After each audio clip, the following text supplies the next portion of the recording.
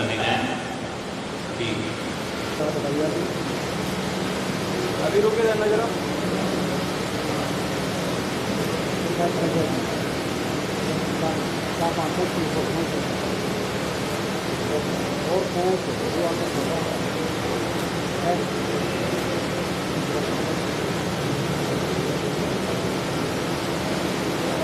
حسن ہاشمی صاحب رحمۃ اللہ علیہ کی شخصیت پر گفتگو کے لیے ڈاکٹر عبید اقبال آصف صاحب سے درخواست کروں گا. وہ طویل عرصے تک مولانا کے ساتھ رہے. زندگی کی جو سختیاں تھیں، جو محنت تھی، اس کو انہوں نے اپنی آنکھوں سے دیکھا، برداشت بھی کیا، اس کے اندر ساتھ بھی دیا. اور آج جو اس مقام پر یہ ادارہ ادارہ خدمت خلق اور جو ہاشمی روحانی مرکز ہے وہ جس مقام پر ہے، اس کی بنیاد میں بڑی محنت اور جیسے بنیاد کے اندر جو ہے اینٹ دکھائی نہیں دیتی، وہ عبید اقبال آصف صاحب کی شخصیت ہے. ان سے درخواست کروں گا وہ آئیں اور اپنی گفتگو کا آغاز کریں. بسم اللہ الرحمن الرحیم. نحمده ونصلي على رسوله الكريم. اما بعد. صدر مجلس، مہمانان گرامی، میرے بزرگوں، دوستوں، ساتھیوں، السلام علیکم ورحمۃ اللہ وبرکاتہ.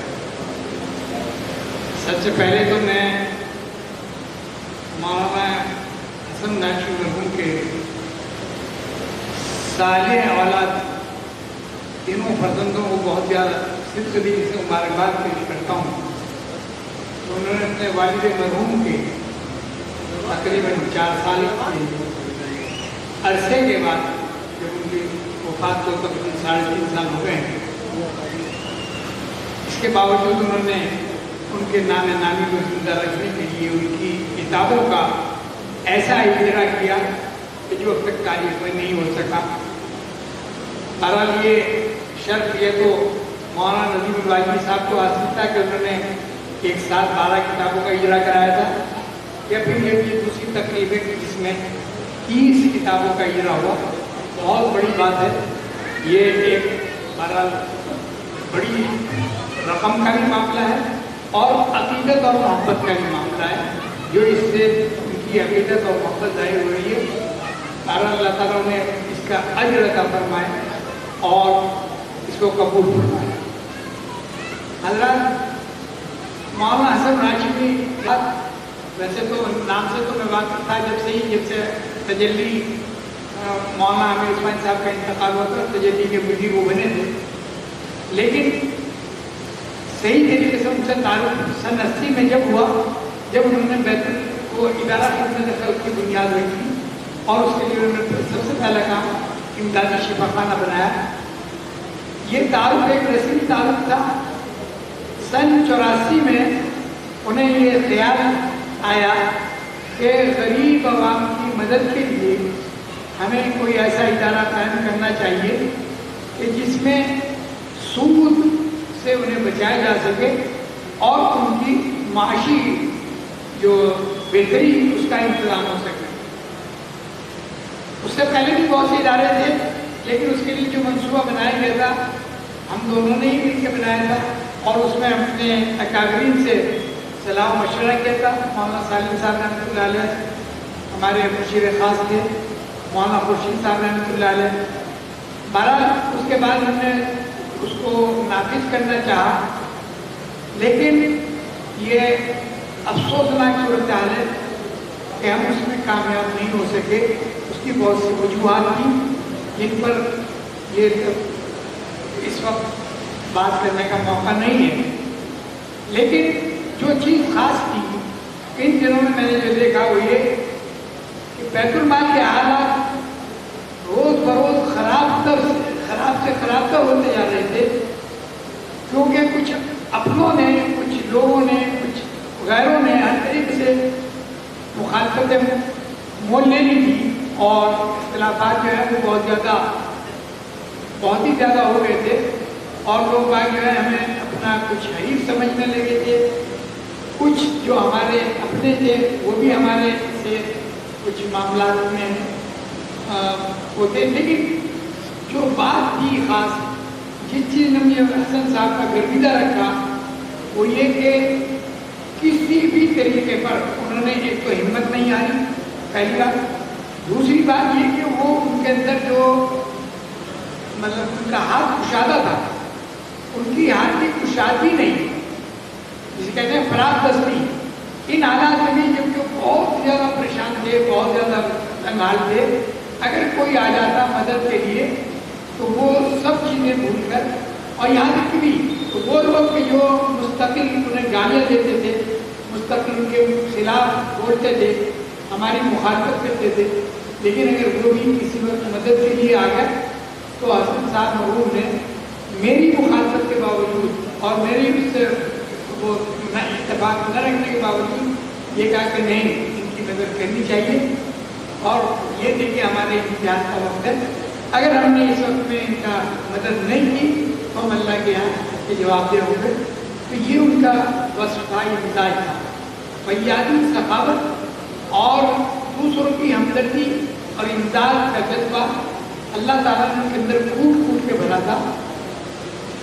इतने वाक़यात हैं कि मैं आपको मतलब अगर बताना चाहूँ तो शायद हो जाए तो वाक़यात खत्म न हो, क्योंकि मुझे वक्त की नज़ाकत का और वक्त की तंगी का ख्याल है। पर मैं आपको बता रहा हूँ मुख्तसर कि जिन दिनों में हमने ये जहाँ पर हम आज ये प्रोग्राम कर रहे हैं, ये ईदगाह के पीछे एक बाग था। तो जब हमने इस बाग को लेने के लिए इरादा किया शहर तैयब बनाने के लिए, तो उसमें बहरहाल हमने मनसूबा तो ये बनाया था कि गरीब लोगों के लिए एक रहने का ठिकाना होगा और उन्हें आसान किस्तों में हम मकान फराहम कर सकेंगे। पहला उसका जो मसला था वो था प्लाट देने का। 80 रुपये गज पर हमने यहाँ पर कीमत रखी थी और उसको भी हमने आसान पर बनाने के लिए 10 रुपये रोज़। तो आप यकीन मानिए कि यहाँ पर तकरीबन 84 प्लाट थे उस वक्त। 84 प्लाट में हमें बिल्कुल पसीने छूट गए हैं 80 रुपये के हिसाब से देने बेचने में। और उसमें फिर कुछ लोगों ने जो अड़चनें लगाई और जो कुछ लोगों ने अड़चनें अड़ाई और बहुत से परेशानियां हमारे सामने आई, उन परेशानियों के असरात बैतुल-माल पर पड़े।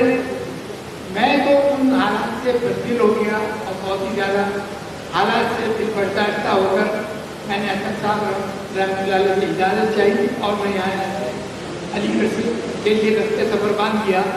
लेकिन हसन साहब की ख़ास बात यह है जो मैं आपको बताना चाह रहा हूँ कि जिन लोगों का उस वक्त कर्ज था, उन दिनों जो हिसाब किताब लगाया गया था, मैं पूरा हिसाब दे भी दिया था, तकरीबन 11 लाख रुपये लोगों का बाकी था।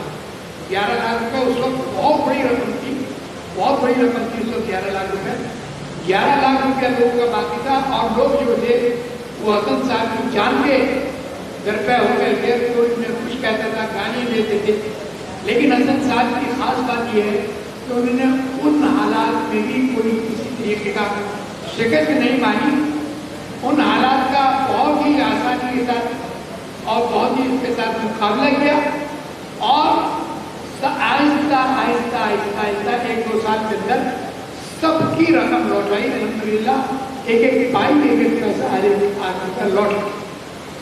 और जिन लोगों के कुछ जेवरात थे वो जेवरात भी उन्होंने वापस किए। बहरहाल बहुत लंबी तवील कहानी है। तो ये जो उनके औसाफ थे और फिर अल्लाह ताला ने देखे उनके कैसे कामों में खैर बरकत नाज़िल फरमाई, ये उनकी नीयत का मामला है। फिर अल्लाह ताला ने उनकी दस्तगिरी की और हाशमी रूहानी बरकत के तले उनने तिलस्माती दुनिया और बहुत से वो निकाले। तो तिलस्माती दुनिया माशाल्लाह वो एक तवील सिलसिला है। और फिर जो उनकी किताबें और फिर जो अमलियात का, तो अल्लाह ताला ने उनके अंदर खूब खैर बरकत नाज़िल फरमाई और खूब अल्लाह ताला ने उनको फरावानी दी। और उन दिनों में भी वो अपने उन हालात को, उन औकात को नहीं भूले। मैं जब भी कभी मिलता था तो पुराने वाक़यात का ज़रूर जिक्र करते थे। यहाँ तक कि इंतकाल से तकरीबन 1 महीने कबल मैं आया उनके पास गया तो मैंने उनसे उन्हीं बातों का काफ़ी तज़किरा रहा جن لوگوں نے تکلیف پہنچائی تھی ان کے تعلق سے جب بھی میں بات کرتا تھا تو حضرت صاحب مرحوم کی یہ بھی ایک خوبی تھی تو فوراً کہتے تھے کہ نہیں چھوڑیے لاہور بھیجیے، اللہ کا شکر ہے اللہ تعالیٰ نے ہمارے سب معاملات درست کر دیے۔ بہرحال یہ اوصاف تھے حضرت صاحب مرحوم کے، بہت خوبیوں کے مالک تھے، بہت ہی زیادہ خوبیوں کے مالک تھے۔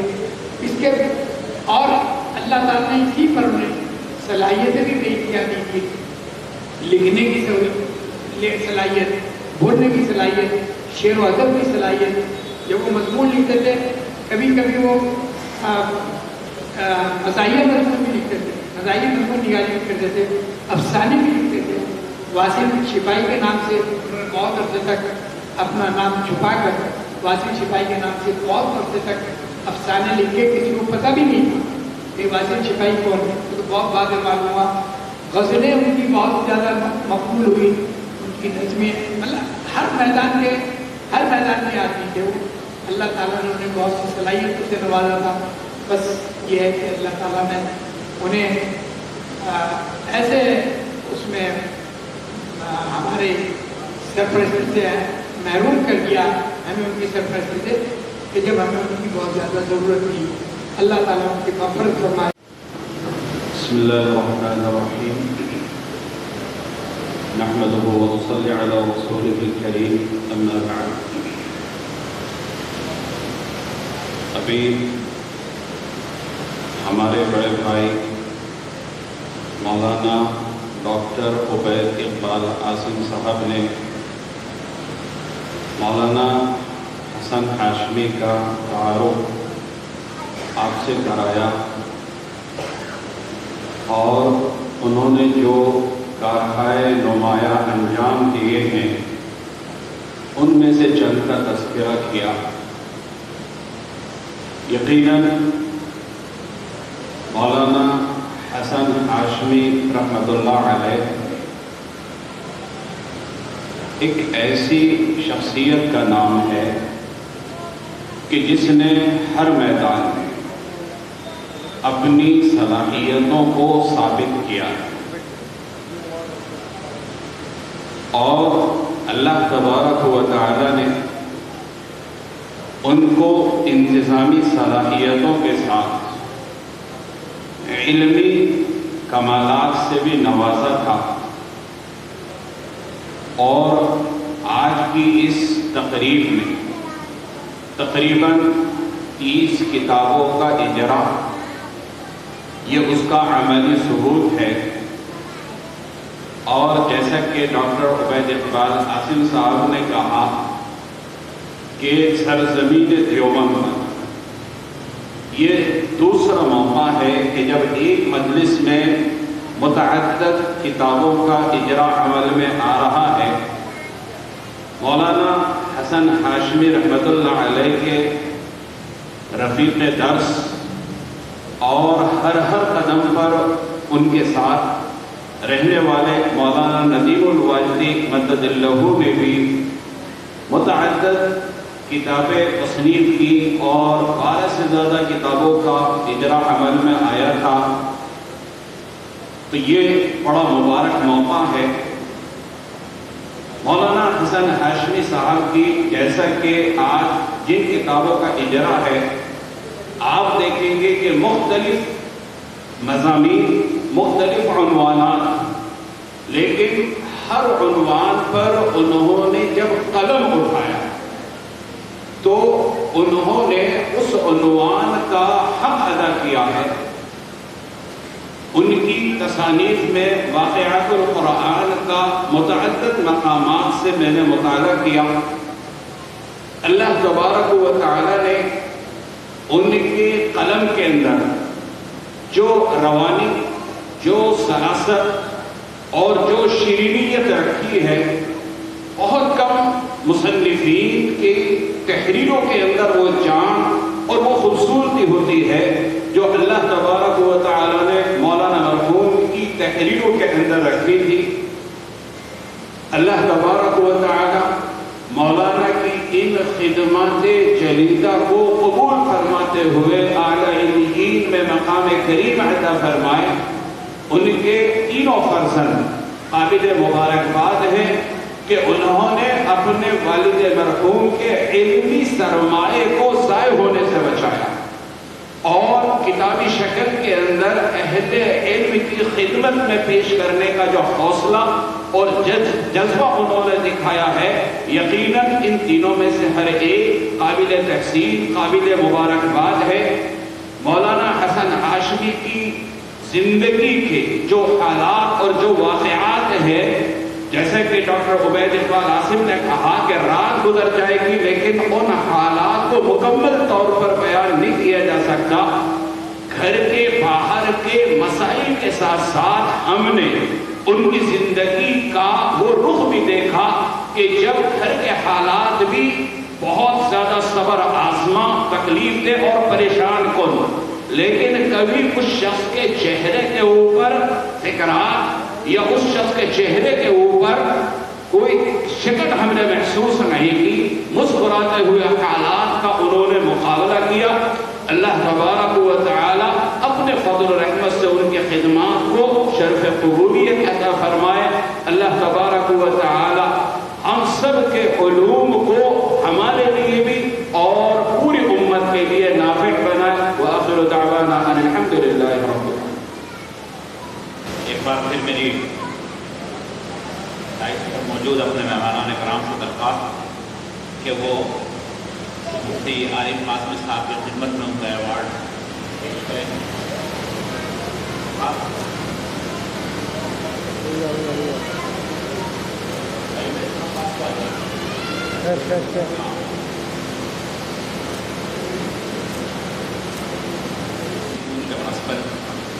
جناب فائز سلیم صدیقی صاحب سے کہ وہ آئیں اور مولانا کے قیام کردہ اداروں کا مطالبہ پیش کریں۔ صدر محترم، مہمانان کرام اور معزز حاضرین،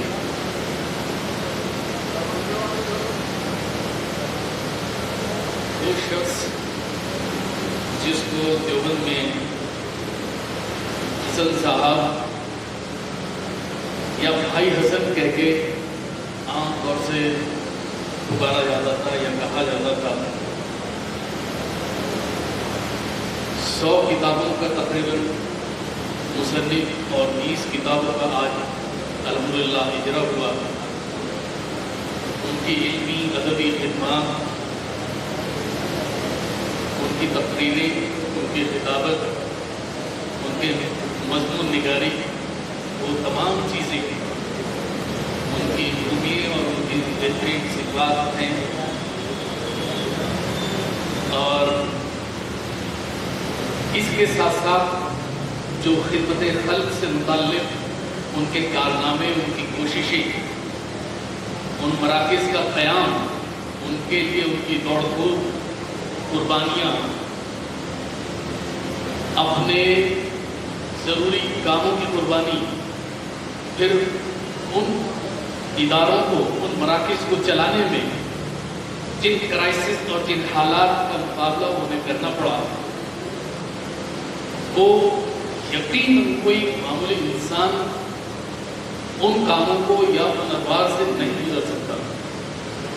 یقیناً وہ حسن صاحب ہی ان خوبیوں کے حامل تھے، اور ان کے بارے میں اگر یہ کہا جائے کہ اپنا معمار ہوں میں، مجھ کو عمل کہتے ہیں، میں نے تدبیر سے تقدیر کا در کھولا ہے، تو غلط نہیں ہوگا۔ پھر اس کے علاوہ جو ان کا اپنا ایک انداز تھا، جیسے کبھی یہ تذکرے بھی آئے تھے اس کے کہ ان تمام خوبیوں کے ساتھ حالات کا جس طرح سے جوان مردی سے مقابلہ کرتے تھے، پھر اسی ان حالات میں بھی ان کی بذلہ سنجی، ان کی خوش گفتاری، ان کی ہاتھ کی اور ذہن کی وسعت، وہ سب چیزیں اپنے آپ میں بہترین صفات ہیں ان کی۔ اور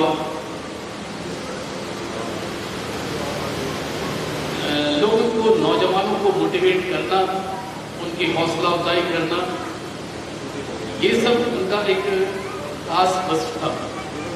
اس میں کئی بار مجھے بھی ان سے حوصلے ملے ہیں ہم نے جب اپنا اسکول نئی یونیورسٹی کو کچھ قائم کیا تو ہمارے نظام تعلیم سے متاثر ہوئے اور خوش ہوئے، سراہا، میری حوصلہ افزائی کی۔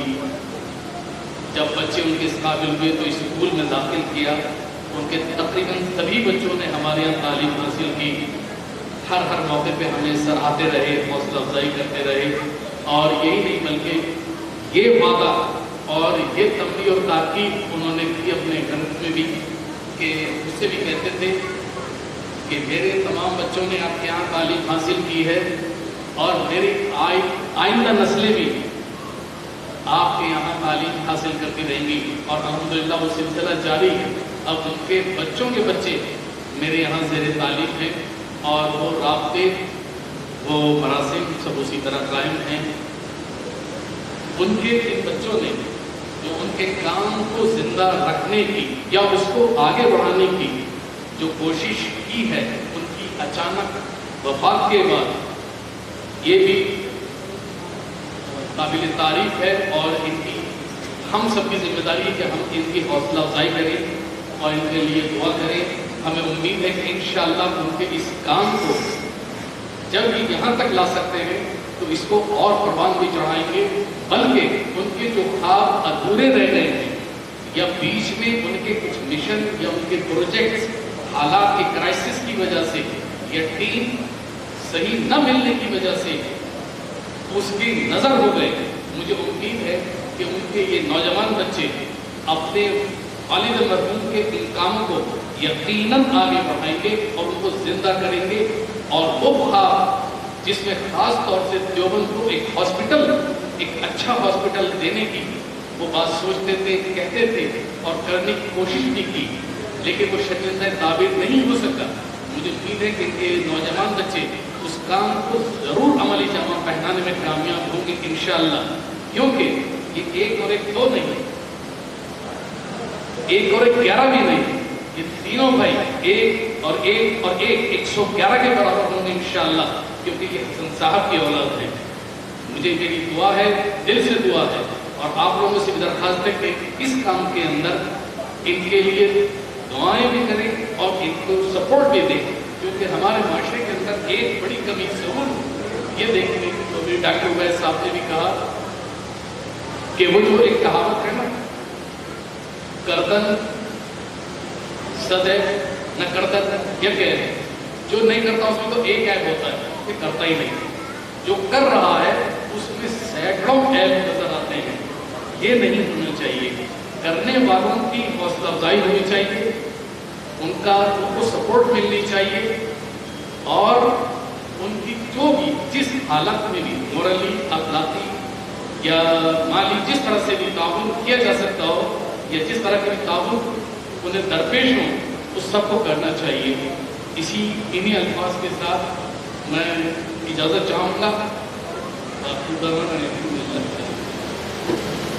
ڈائس پر موجود معزز مہمان کرام سے میری ایک بار درخواست آپ کے ساتھ سے بھی کہ وہ بھائی سلیم صدیقی صاحب کے خدمت میں مولانا حسن ہاشمی ایوارڈ پیش کریں۔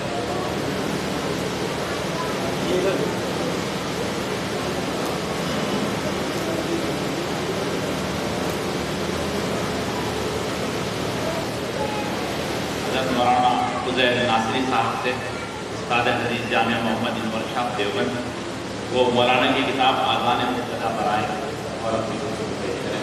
مولانا عزیر احمد ناصری